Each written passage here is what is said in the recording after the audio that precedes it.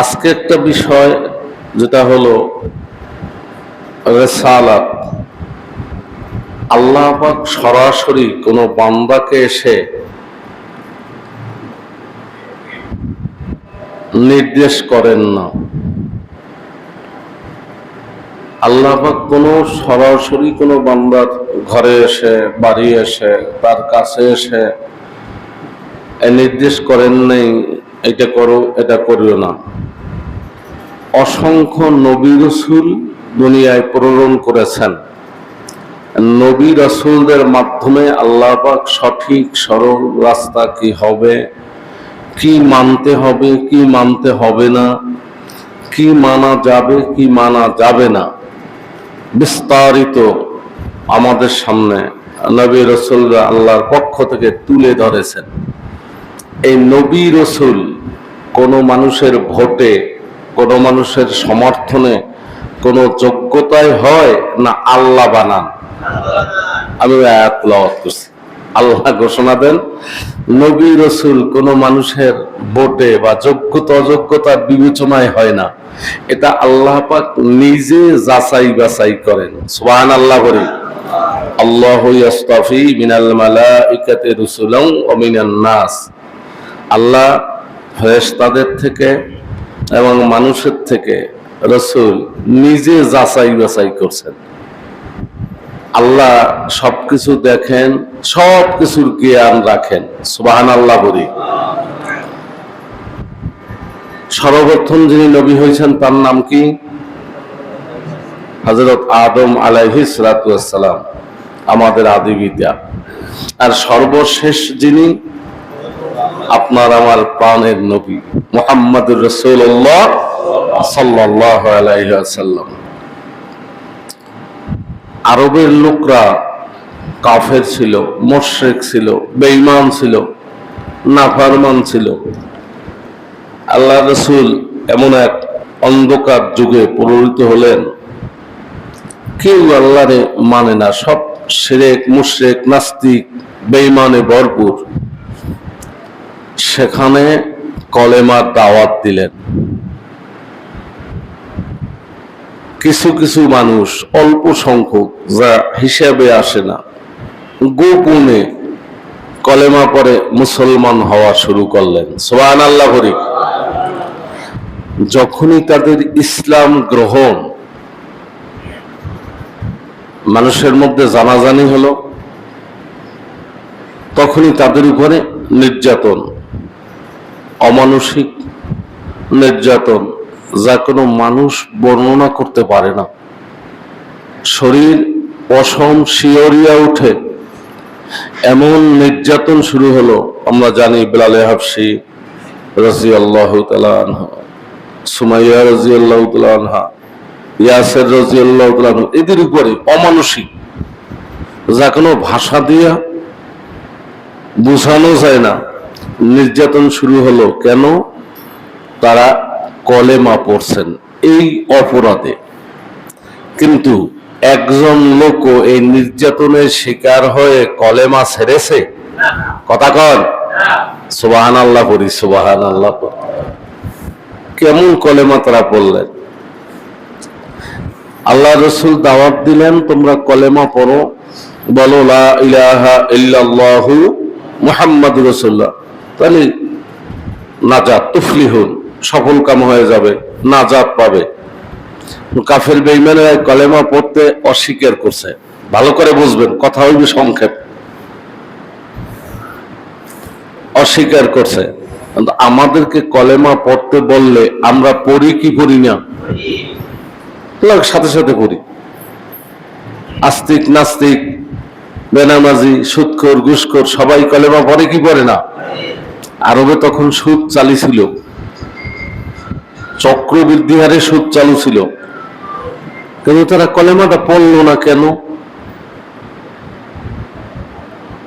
কারণ আমাদের দেশে, এই আমাদের বাংলাদেশের কথাই বলেন, সবাই, যে কোনো লোক নামাজ বেনামাজি দিয়ে যদি জিজ্ঞেস করেন তুমি কি, সে বলবে কি আমি মুসলমান। কলেমা পড়ো, সে পড়বে।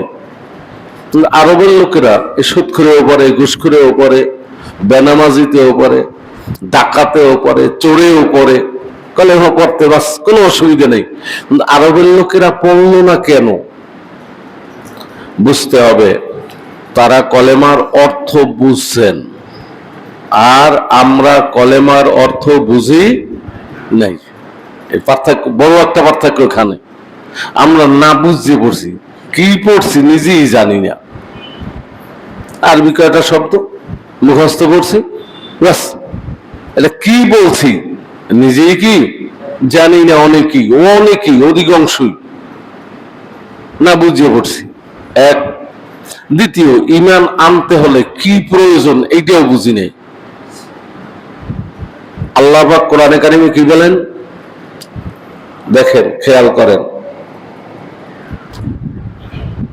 আল্লাহ রাব্বুল আলামিন বলেন, লা ইকরাহা ফিদ্দীন, ধর্মের মধ্যে কোনো জবরদস্তি নাই। এর মানে কি? কেউ দ্বারা জোর করিয়ে দিন মানানো যাবে, অর্থটাও আসলে অনেকে বুঝি নেই।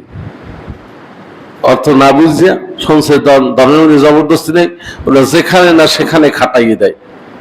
হ্যাঁ, এই আয়াত কখন নাজিল হয়? এই আয়াত নাজিল হয় আল্লাহ রসুল মদিনা আসার পূর্বে মদিনাবাসীরা কিছু লোক মুসলমান হয়ে গেল। ওখানে নবী দাওয়াত আসার আগে, রসুল আসার আগে এই মানুষগুলো হিন্দু ধর্ম, কেউ খ্রিস্টান ধর্ম পালন করতেন। এরা তাদের ধর্ম অনুসারে যাদের যেই সমস্ত মহিলাদের সন্তান হইতো না, তারা মানত করত যে যদি আমার সন্তান হয়, তা ছেলে হয়, তা ওর দ্বারা দুনিয়ার কোনো কাজ করব না, ওটা ইহুদি বানাই দেব, নাসারা বানাই দেব। সন্তান হইতো, তাদের মানত অনুযায়ী ইহুদিদের হাতে দিয়ে সুবর্দ করতেন। আল্লাহ রসুল মদিনায় আসলেন, দিনের দাওয়াত পৌঁছে গেল। এক সময় ইহুদিরা, মুসলমানের এক নম্বর শত্রু কারা? নামাজে পড়েন তাও বোঝেন না, গায়রিল মাগদুবি আলাইহিম ওয়ালাদ, এই মাগদুব মানে ইহুদি। গজব পড়ছে কাদের উপর? ইহুদিদের উপর। আল্লাহ নিজে শিখাই দেন, আমার কাছে প্রার্থনা করো, গায়রিল মাগদুবি আলাইহিম ওয়ালাদ দাল্লিন। গায়রিল মাগদুব মানে ইহুদি, দাল্লিন মানে খ্রিস্টান, পথভ্রষ্ট হলো খ্রিস্টানরা। জাল্লা ইহুদ আর খ্রিস্টানদের পথে আমাদেরকে চালাইয়েন না। এটা প্রত্যেক ওয়াক্ত নামাজে, প্রত্যেক রাকাতে আল্লাহর দরবারে এই প্রার্থনা সকলে করেন। অনেকে অর্থ বোঝেন, অনেকে বোঝেন না। এখানে কি বলছেন? তা মুসলমানের এক নম্বর শত্রু ইহুদি। এক নম্বর শত্রু কারা? ইহুদি। দুই নম্বর শত্রু খ্রিস্টান। তিন নম্বর শত্রু মুনাফিক, মুশরিক, বেঈমান, কাফের যতগুলো আছে এগুলো। তা ইহুদিরা ওই শুরু থেকে আল্লাহ রাসূল আইছে, মুখে বলে হ্যাঁ, একা খুব ভালো কথা বলে, কিন্তু নিচে নিচে মুসলমানদের উপকার করে না ক্ষতি করে? হ্যাঁ, আল্লাহ রাসূল এদেরকে নির্বাসিত করলেন যে এরা মদিনায় থাকতে পারবে না, এরা এখান থেকে সমূলে উৎখাত হবে, এদেশে থাকার জায়গা এদের হবে না। এখন ইসলাম বিজয়ী হয়ে গেছে, এখন তো আর পারে না, এখন তো শয়তানের কাজ সাজিচ্ছে কিনা। এখন কি করবে? বাস ইহুদিরা নির্বাসিত হলেন। কিন্তু এই মদিনার আনসাররা কতিপয় বলল, ইয়া রাসূলুল্লাহ, আমরা তখন তো আর মুসলমান ছিলাম না, ইহুদিদের কাছে আমাদের ছেলেরা আছে, মেয়েরা আছে, নির্বাসিত করবেন, ওরা অনেক দূরে চলে যাবে, আমরা তো আমাদের সন্তানদের হুজুর যেতে দিতে চাই না, তাদেরকে রাখিয়ে দিতে চাই, ওদেরকে কলেমা পড়াইয়া মুসলমান বানাবো, ওরা কেন ওদের সাথে যাবে? ওরা তো আমাদের সন্তান। আল্লাহ রাসূল কি বললেন? না, ওদের কাছে দ্বীনের দাওয়াত দাও, কলেমার দাওয়াত দাও, যদি ওরা গ্রহণ করে তা তোমরা রেখে দিবে, আর যদি গ্রহণ না করতে চায় তাহলে জোর করা, জবরদস্তি করা যাবে না। আল্লাহ আয়াত নাজিল করেন, লা ইকরাহা ফিদ্দীন, ধর্মের ব্যাপারে নবী যা বলছে, এই মুসলমানরা তা মেনে নাও। ধর্মের ব্যাপারে কোনো জবরদস্তি নেই। যে স্বেচ্ছায় ইসলাম গ্রহণ করবে এর উপর ইসলামের হুকুম প্রয়োগ হবে। যে স্বেচ্ছায় গ্রহণ করবে না, জোর করিয়ে মুসলমান বানানো যাবে না। এরপর কি?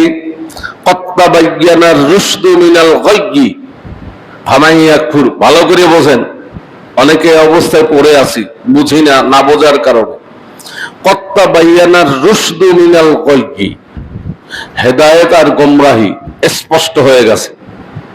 কি কোনটা হেদায়েত আর কোনটা গোমরাহি এই মুসল্লিয়ান ইকরাম যারা মসজিদে আইছি আমাদের কাছে স্পষ্ট না এখনো গোপন? কথা কন না? কোনটা হক কোনটা না হক এটা কি আমাদের কাছে গোপন না স্পষ্ট?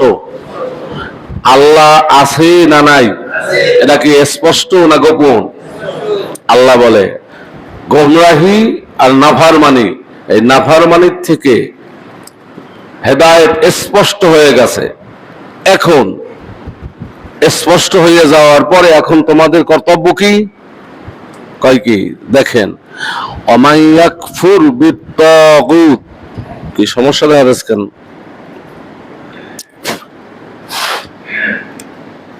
একেবারে বন্ধ হয়ে গেছে। অমাইয়াকফুর বিত্তাগুত ويؤمن بالله فقد استمسك بالعروة الوثقى لا انفصام لها والله سميع عليم। আল্লাহ বলেন যে তাগুতকে অস্বীকার করবে, ভালো করে পয়েন্ট মনে রাখেন, কিতে অস্বীকার করবে? তাগুতকে অস্বীকার করবে। ওয়ায়ুমিন বিল্লাহ, এরপর আল্লাহর উপর ঈমান আনবে। প্রথম অস্বীকার করতে হবে কাকে? তাগুতকে। সবাই কান কাকে? সবাই কান, নাহলে আমরা ঈমান হবে না। প্রথম তাগুতকে অস্বীকার করতে হবে, এরপর ওয়ায়ুমিন বিল্লাহ, এরপর আল্লাহর উপর ঈমান আনবে। এই তাগুতকে অস্বীকার করিয়া আল্লাহর উপরে যদি ঈমান আনে, একটা এমন রশি ধরলো জান্নাতে পৌঁছার আগ পর্যন্ত এই রশি কখনো ছেড়বে না। সুবহানাল্লাহ বলে। আর যদি কেউ তাগুতকে অস্বীকার না করে ঈমান আনছে, হ্যাঁ আল্লাহ আছে বিশ্বাস করি, কলেমা পড়ছে, নামাজ পড়ে, রোজা পড়ে, তোমার রশি টেকবে না।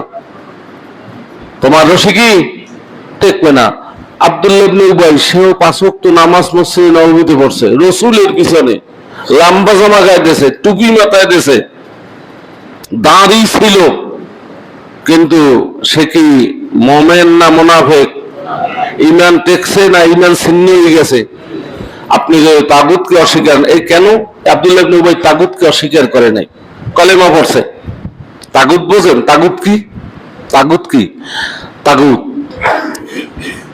তাগুত জিনের মধ্যে হতে পারে, মানুষের মধ্যে হতে পারে। তাগুত মূল ব্যাপার হলো যে আল্লাহর হুকুম অনুযায়ী বিচার ফয়সালা করে না, আল্লাহর হুকুম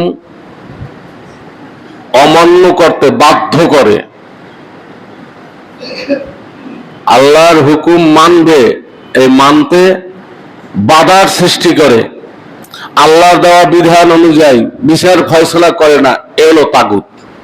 এর নাম কি? এর নাম তাগুত। এই তাগুতের মহব্বত আপনার দিলে থাকা পর্যন্ত আপনার ঈমান পূর্ণ হয় নাই। আপনার ঈমান যে কোনো সময় ছিন্ন হয়ে যাবে। আব্দুল্লাহ ইবনে উবাইর মতো। আব্দুল্লাহ ইবনে উবাই 5 ওয়াক্ত নামাজ পড়ে মসজিদে, লম্বা জামা গায়ে দেয়, দাড়ি আছে, টুপি আছে, সব আছে, কিন্তু তার ঈমান ছিন্ন। আল্লাহ জানাই দিয়েছে ওটা মুনাফিক সর্দার, মুনাফিক না শুধু, ওটা মুনাফিক সর্দার। এই জন্য আপনার ঈমানকে পূর্ণরূপে অন্তরে বসাইতে হলে আপনার তাগুতকে স্বীকার করবো না অস্বীকার?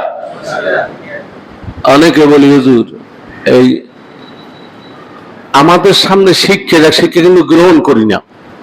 দেখেন শেখ হাসিনা এই দেশের প্রধানমন্ত্রী, খবরি বইতে কথা বলার, তার বিরুদ্ধে কথা বলবে এই শক্তিও কারো ছিল না।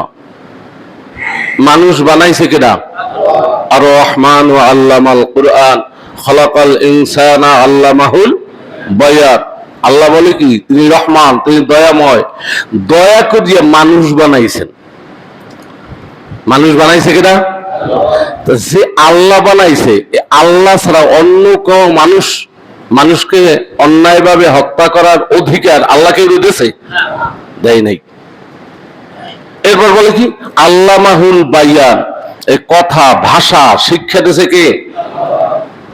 আল্লাহ জানাই দেয় ভাষা শিক্ষা দিছি আমি, কথা বলার শক্তি দিছি আমি, এই জবান বাক শক্তি বন্ধ করার শক্তি একমাত্র আমার, আর কারো নাই। যদি কারো বাক শক্তি বন্ধ করতে চাও, অন্যায় মানুষকে হত্যা করো, আমার কুদরতের উপরে হাত দিছো।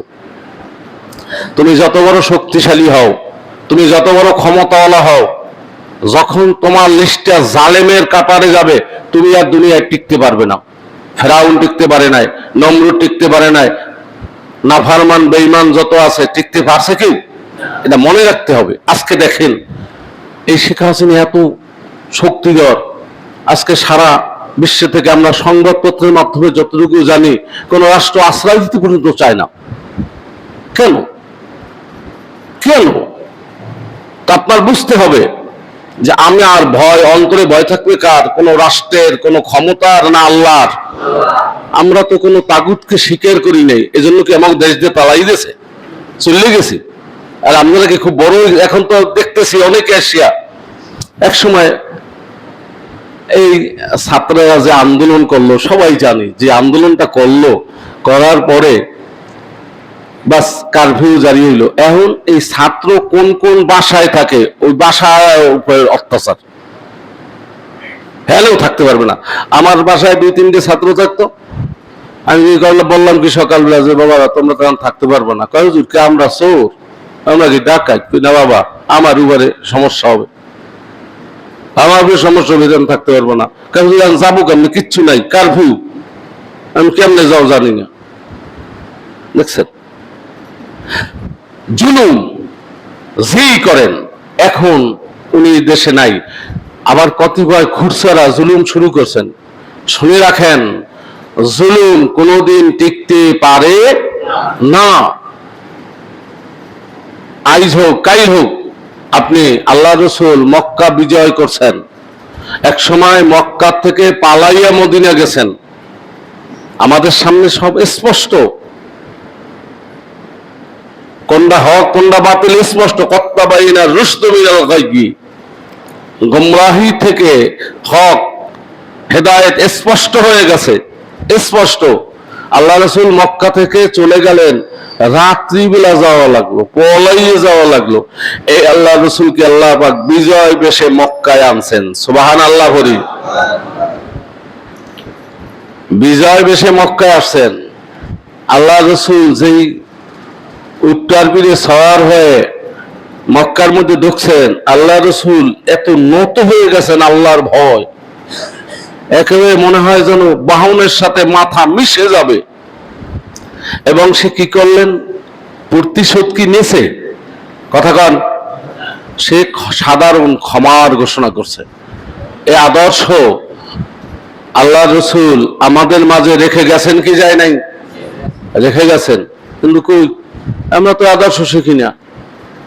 আদর্শ শিখতে হবে, এমন না হয় যে আমি সাদাবাস হই, আগে সাদা উঠেছে তারা, আহল উডমু আমি, আগে জুলুম করছে তারা, এখন করবো আমি। এই যদি হয়, তাহলে আপনার মধ্যে আর যাদেরকে জালেম বলি তাদের মধ্যে কোনো পার্থক্য থাকবে? আপনি জালেম হতে চান? সাবধান, এটা না করি, এরা না করি, ন্যায়ের উপরে থাকি, অন্যায়ের উপরে থাকি। এর থেকে, ইতিহাস থেকে শিক্ষা গ্রহণ করি। আমি ইনসাফের উপরে থাকবো, আমি ন্যায়ের উপরে থাকবো, আমি ভালো হব, আমি জালেমের কাতারে না পড়ি। ইসলাম বলে কি, আপনার উপরে একজন অন্যায় করেছে, অন্যায়ের আপনি জবাব দেবেন কতটুকু? সে যতটুকু করছে, সে যতটুকু অন্যায় করছে অতটুকু। যদি এর চাইতে একটু বেশি হয় তাহলে আপনি জালেম। তাহলে আপনি কি? আপনার উপরে একজন একটা সোফার দিয়েছে, আপনার একজনের সোফার দিয়েছে অন্যায় ভাবে, এখন আপনি ওই চোপারটা ফিরিয়ে দেবেন। সে যতটুকু জোরে দিয়েছে অতটুকু, ওর চাইতে যদি জোরে হয়, আপনি একটা সোফার দিয়েছেন কিন্তু ওর চাইতে জোরে হয়েছে, আপনি জালেম। আর যদি তারা মাফ করে দিতে পারেন, আল্লাহ রাসূল বলেন আপনি পৃথিবীর মধ্যে একজন শ্রেষ্ঠ মানুষ। আপনি একজন পৃথিবীর মধ্যে শ্রেষ্ঠ মানুষ। হ্যাঁ, আপনি অন্যায়ের প্রতিবাদ করবেন, অন্যায় প্রতিবাদ করতে হবে, এটা ইমানই দায়িত্ব। কিন্তু মনে রাখতে হবে যে আমি প্রতিশোধ নেব কতটুকু, এতটুকু আমার জন্য বৈধ, আমার উপরে যতটুকু অন্যায় হয়েছে এর চাইতে বেশি হইলে আমি জালেমের খাতায় আল্লাহর দরবারে এর জবাবদিহি করতে হবে। কাজেই আমরা সাবধান থাকব, ন্যায়ের পথে আসব। আমাদের বোঝা দরকার হক থেকে বাতিল থেকে, জাল হাক্কু ওয়া যাহাকাল বাতিল ইন্নাল বাতিলা কানা যাহুকা। সত্য যখন কারো মধ্যে আগমন করবে, আপনি মনে করেন ঈমান আনছেন কিন্তু তাগুতকে অস্বীকার করেন নাই, মনে মনে তাগুতের ভালোবাসা আপনার অন্তরের মধ্যে আছে, মনে মনে তার সমর্থন আপনার অন্তরের মধ্যে আছে। এ যদি হয় আপনার ঈমান পূর্ণ হয় নাই। কেমনে? মনে করেন একটা বিবাহিতা মহিলা, তালাক হয় নাই, তালাক যদি না হয় এই মহিলাটারে অন্য কোন মানুষ বিবাহ করতে পারবে? কথা কন সবাই? পারবে না। কেন? এই মহিলাটার আগে স্বামী ছিল, 1 বছরে স্বামীর সাথে কোনো যোগাযোগ নাই, কিন্তু ওই স্বামী তারে তালাক না দেওয়া পর্যন্ত এই মহিলাটা অন্যের জন্য বৈধ না। আচ্ছা, আপনার অন্তরের মধ্যে তাগুত আছে, তাগুতের অস্বীকার করেন নাই, আপনি করেন লা ইলাহা ইল্লাল্লাহু মুহাম্মাদুর রাসূলুল্লাহ। কি অনেক তাগুতের অস্বীকার করা হয়েছে, কিন্তু আপনি এটা অর্থ বোঝেন নাই, পড়ছেন। এই তাগুত আপনার অন্তরের মধ্যে বসে রয়েছে, আপনার ঈমান পূর্ণ হয় নাই। আপনার বুঝতে হবে লা ইলাহা অর্থ কি? মাবুদ নাই, আর অর্থ বোঝেন লা ইলাহা ইল্লাল্লাহ। হুকুমদাতা একমাত্র কে? লা ইলাহা ইল্লাল্লাহ। রিজিক দাতা একমাত্র কে? লা ইলাহা ইল্লাল্লাহ। আমার ইজ্জত দিতে পারে একমাত্র কে? ইল্লাল্লাহ, একমাত্র আল্লাহ। বেইজ্জত করতে পারে কে? হুকুমদাতা, আইনদাতা, রিজিক দাতা, মৃত্যুদাতা, হায়াত দাতা একমাত্র কে? এর ঘোষণা এরকম মানে লা ইলাহা ইল্লাল্লাহ।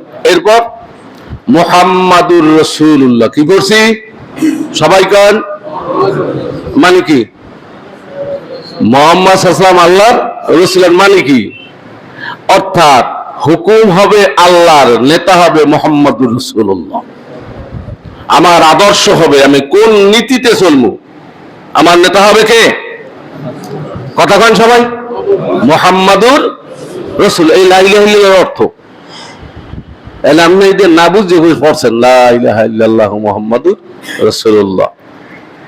বুঝে পড়ুন, বুঝুন, এরপরে আপনার ঈমানকে পূর্ণ করুন। এই ঈমানকে যখনই পূর্ণ করবেন, নামাজ আপনার কাজে লাগবে, রোজা কাজে লাগবে, হজ কাজে লাগবে, যাকাত কাজে লাগবে, দান খয়রাত কাজে লাগবে, ন্যায় কাজ কাজে লাগবে। ঈমান ঠিক নেই, কিচ্ছু কাজে লাগবে না। এজন্য আমরা আল্লাহর রাসূল আমাদের আদর্শ, রাসূলের দেখানো পথ ছাড়া, আদর্শ ছাড়া আর কোনো আদর্শ নাই যেই আদর্শে আপনাকে নাজাত দিতে পারে। এটা আপনি অন্তরে বসাও। হুকুমদাতা একমাত্র কে? আইনদাতা একমাত্র কে? আল্লাহ। এটা আপনি অন্তরের মধ্যে বসান, আপনার ঈমান পূর্ণ হয়ে যাবে। যেই আপনার ঈমান পূর্ণ হবে, নেক কাজগুলো আপনার কাজে লাগবে। আর ঈমান পূর্ণ না হইলে, ঈমানের জন্যই শিরক মুক্ত হইতে হইবে, কলেমার অর্থ বুঝতে হবে, তাগুতকে অস্বীকার করতে হবে।